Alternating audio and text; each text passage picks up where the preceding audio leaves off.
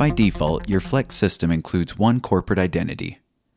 You can view and edit this corporate identity by going to the System Settings menu, then clicking Corporate Identities.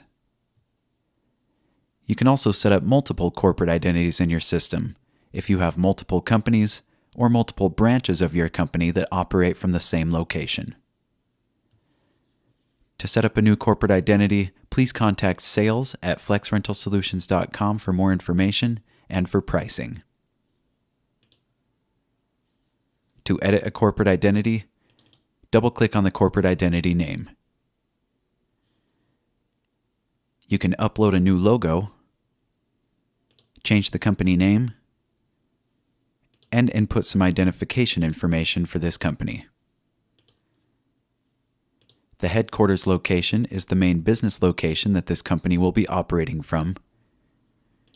You can change the base currency if you have multiple currencies set up in your system, and the default numbering scheme. Typically, we recommend keeping this at none, and then changing the numbering scheme for your inventory and for your project elements. The document address style will let you change how the address appears on the PDF reports that you send to your customers. You can change it to address right of logo, address below logo, or just logo only.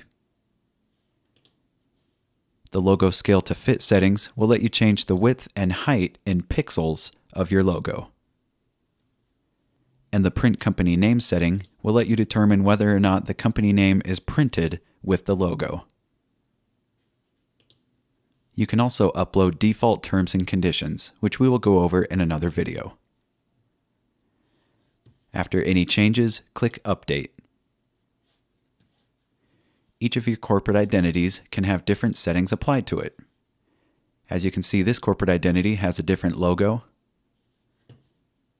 And we could also say that we only want to print the logo